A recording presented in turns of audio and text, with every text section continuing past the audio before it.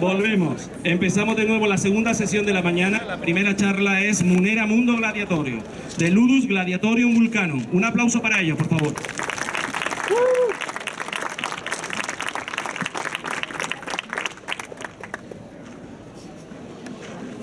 Hola, buenos días.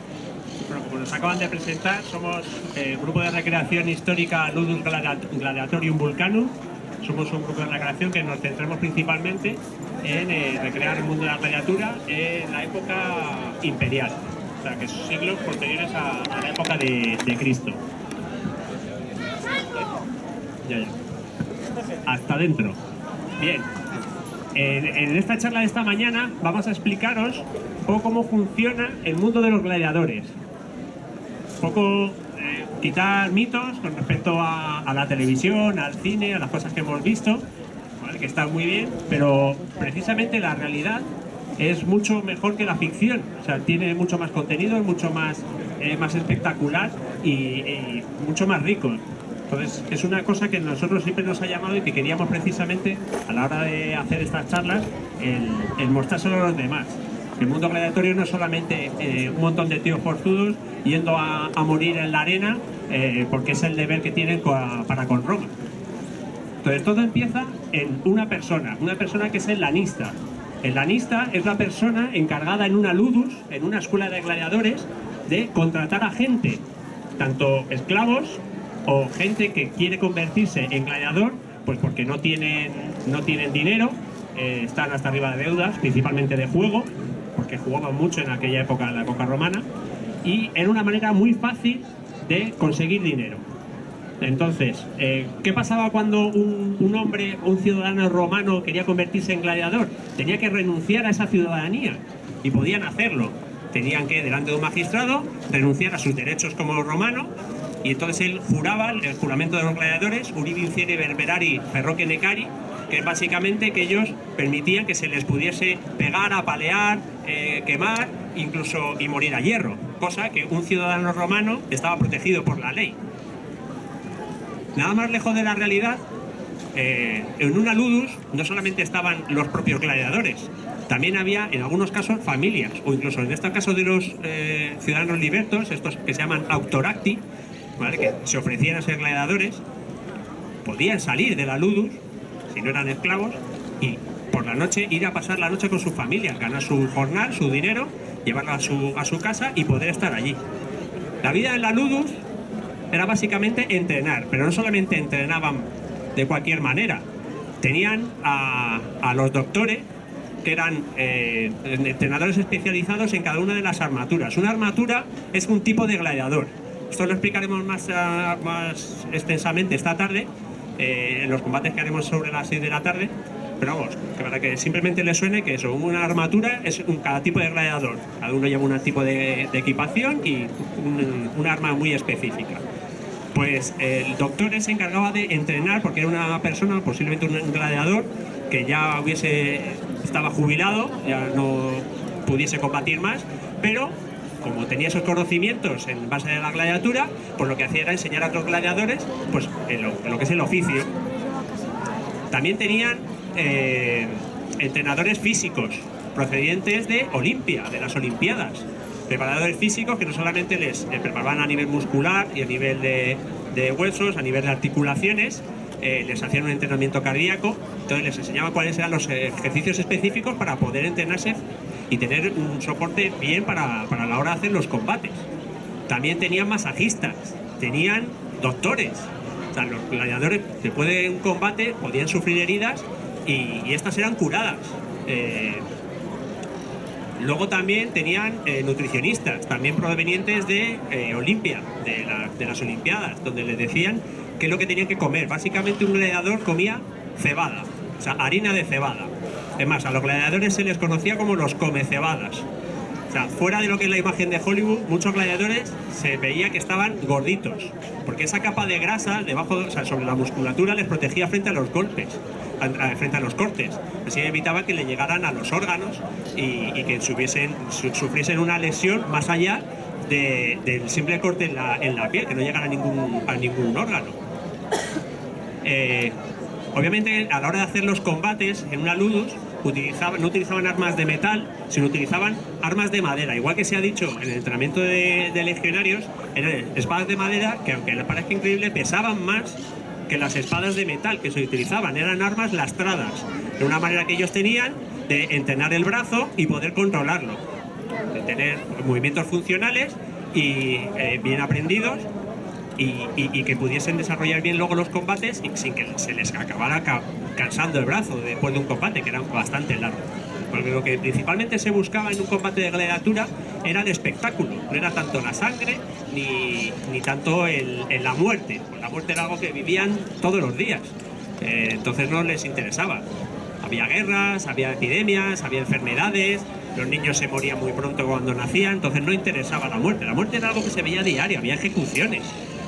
Veían la muerte todos los días. La muerte no interesaba, pero lo que sí que se quería ver era la verdadera destreza a la hora de combatir. Que se vieran esas verdaderas demostraciones de valor, de destreza con la espada, con el gladius. En este caso, las espadas de gladiadores eran un poquito más cortas que las de los legionarios, porque lo que se pretendía era que hubiese un verdadero acercamiento a la hora de hacer un combate. Siempre hay que tener mucha más valentía para acercarte a alguien si sabes que te vas a llevar una puñalada. Bien, y todo este entrenamiento que se hacía en las ludus, ¿en qué acababa? Pues acababa en un espectáculo que se hace en los anfiteatros, como el Coliseo de Roma, ¿vale? En el que se llama munera. Una munera no solamente es un combate de gladiadores, sino que es una serie de espectáculos que sucedían a lo largo del día en este anfiteatro. Y ahora, para poder explicarlo un poquito más, le voy a pasar con mi compañera.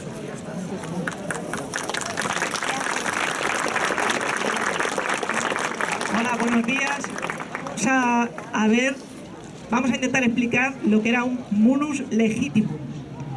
El emperador Augusto, la gladiatura realmente duró casi 6 siglos. Y el emperador Augusto, que era una persona muy inteligente, vio el poder que tenía la gladiatura, el poder de convencer a las masas, de entretenerlas. Y entonces lo que hizo fue legislarla. Para ello, decretó las leyes gladiatorae, y dentro de esas leyes decretó cómo tenía que ser un munus legítimo, cómo tenía que ser un espectáculo un día en el anfiteatro. No se organizaban de cualquier manera, eso estaba legislado. Entonces, ¿cómo empezaba un día en el anfiteatro? Pues, primero, la gente no se sentaba donde le daba la gana, ¿vale? Eso no... En la época anterior sí, aquí Augusto dijo, vamos a ver, los senadores, la clase ecuestre, abajo. Luego en medio van a estar los estudiantes con sus profesores, porque al anfiteatro se va uno a educar. ¿Y por qué se educa? Porque vas a conocer la virtus romana, vas a conocer lo grande que es Roma, vas a conocer todo el poder. Aquí esto no es un espectáculo de sangre, es un espectáculo educativo. 2000 años atrás, ¿vale? Pensémoslo así, ¿no? Pensemos cómo pensaban hace 2000 años. Luego irían los hombres libres, luego irían los esclavos y al final de todo las mujeres. Porque, bueno, no se sabe exactamente si las mujeres, digamos, de clase alta irían arriba del todo, pero no tenemos fuentes de eso. Entonces, ¿cómo empezaba el día? Pues empezaba con las venaciones, con las cacerías.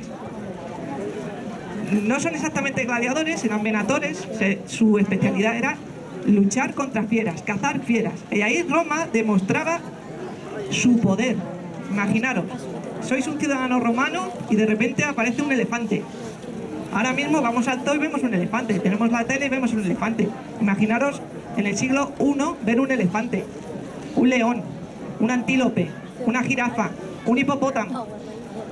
Además, los mataban, sí, pero luego la carne se repartía, con lo cual con un poquito de suerte ese día comías carne, ¿vale? O sea, pensar que los romanos eran gente muy práctica y que pan y circo, ¿vale?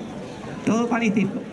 Después de las venaciones, después de la lucha con los animales, al mediodía, que ya estaba la gente a cansar, que hacía sol, que me aburro, que no me aburro, venían las ejecuciones. Porque como ha dicho mi compañero Aarón, las ejecuciones no son realmente interesantes. La muerte era algo que existía todos los días en Roma. La gente se moría por 1000 cosas, por enfermedades, por asesinatos, por guerras, por la alimentación, por 1000 cosas. Entonces, a mediodía las ejecuciones, porque también la justicia tenía que ser pública. La gente tenía que ver cómo se castigaba a los que habían infringido la ley. Eso también es educativo, ¿vale? Después, por la tarde, ya venían, digamos, un poco como el concepto ahora que tenemos de teloneros, ¿vale?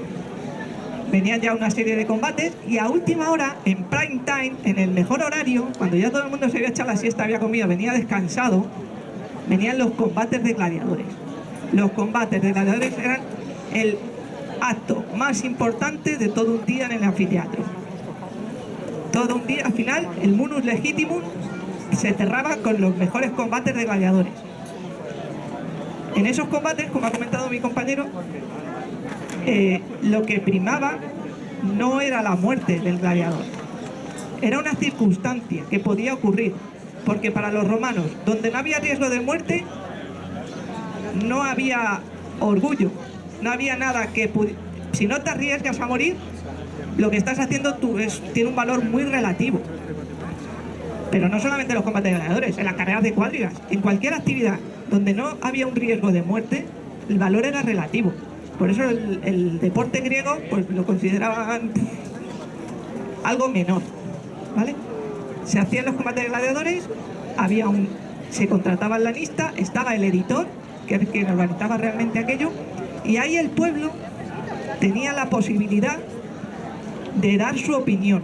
Era un espacio donde el pueblo podía expresarse y decir al editor: no me está gustando nada esto, o directamente no me gustas tú. Y como no me gustas tú, pues no me gusta esto, ¿vale? Un poco, el anfiteatro era un mundo en sí mismo. Y a relación a lo que ha comentado Aarón, pues todo esto que nos cuentan, que si así, que si asá, pues eso no se sabe, ¿vale? Este gesto queda muy chulo, a mí me gusta mucho, pero esto es de las pelis de Hollywood. Además de una peli muda, que claro, eso estaba mudo, entonces algo tenían que sacar pues para... Lo único que sabemos por la fuerte es que tenían el policeverso. El policeverso. Cuando querían salvar a un gladiador era policeverso. ¿Pero qué es el policeverso? Esto, no sabemos, ¿vale? No hay una imagen. No, tenemos mucha iconografía, pero no tenemos una imagen de eso. Lo que sí sabemos es lo que gritaban. Y eso es un poco...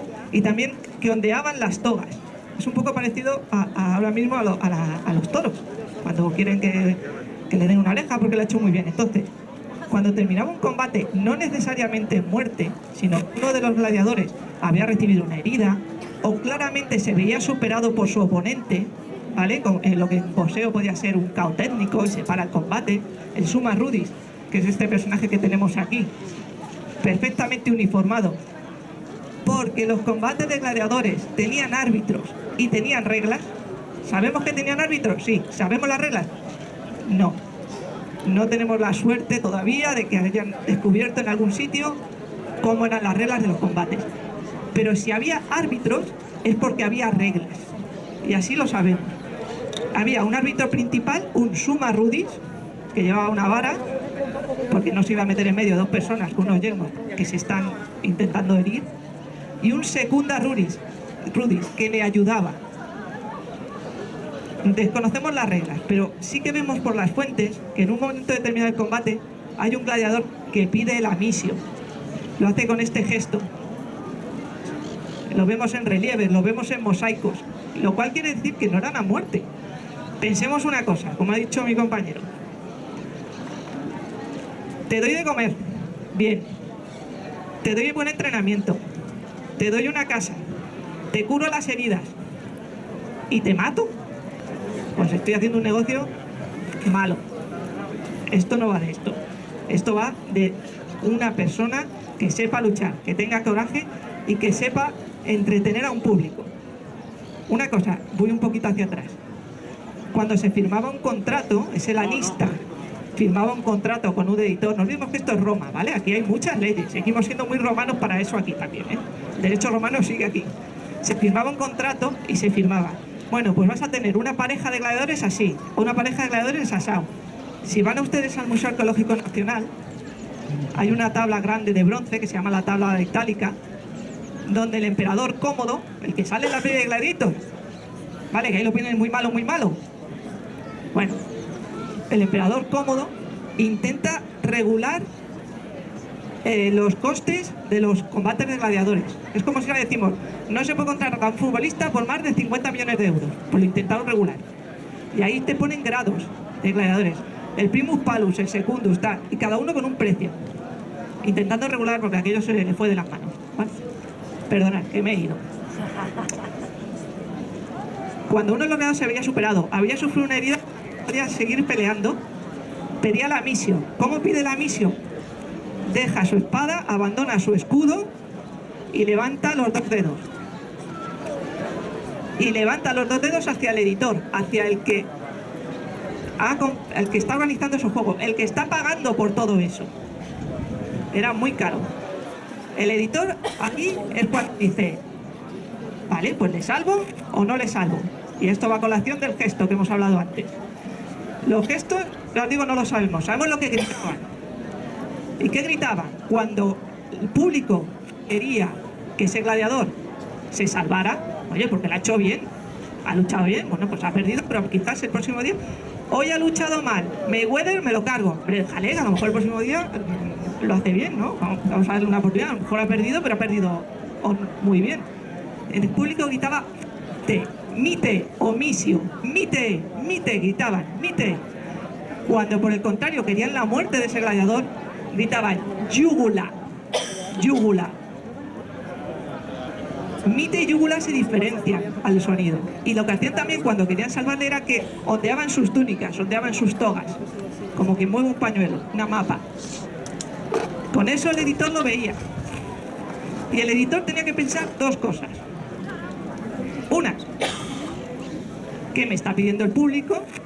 Porque yo quiero estar bien con mi público, eran políticos al fin y al cabo. Me está pidiendo que lo salve, le estoy pidiendo que lo maten. Y de otra cosa, tenía que pensar en lo que le costaba. Porque había firmado un contrato que decía, si el gladiador Vícor muere, o sea, los gladiadores alquilaban, yo te alquilo el gladiador por 2.000. Si Vícor sale herido y no puede luchar nunca más en su vida, me tienes que pagar 20.000. Pero como Vícor muera y no le pueda sacar ningún beneficio a la inversión que he hecho, me vas a pagar 50.000. No es así, ala, mátale y me voy feliz. No, mátale y toma. Y toma. Y toma. Y el editor, hay fuentes de editores que se arruinaron. Acabaron en la ruina absoluta después de montar un espectáculo de gladiadores. Entonces, cuando el público, cuando el pueblo daba su opinión, el editor tenía que sopesar lo que le pedía el pueblo y lo que él podía hacer. ¿De acuerdo? Entonces no era tan alegre el matar o no matar a un gladiador. O pensar, oye, va, me han herido a uno, que a lo mejor no vuelve a hacer nada, este me va a costar, ¿vale? Y ese, señores, era un día en el anfiteatro. Pensemos, por ejemplo, cuando se inauguró el anfiteatro, hubo más de 100 días seguidos así en Roma. 100 días en los que la gente podía ir, porque esto era completamente gratuito, y podían ir al anfiteatro a ver venaciones con animales que nunca jamás habías visto en tu vida, ejecuciones que eran lo que menos les interesaban, y espectaculares combates de gladiadores. Y a lo largo del día, en ese anfiteatro, repartían, hacían sorteos, y te podía tocar trigo, te podía tocar carne, te podían tocar premios, hacían expansiones de agua con aromas, para que estuvieras fresquito y oliera aquello bien. Señores, eso debía de ser bastante impresionante y debía ser bastante divertido.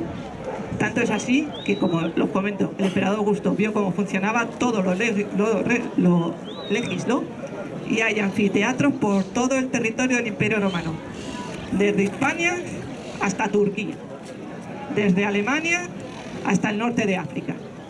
Fue algo que duró 6 siglos y unificó la cultura romana. Y con esto quiero terminar, tampoco voy a alargarme mucho. Muchas gracias.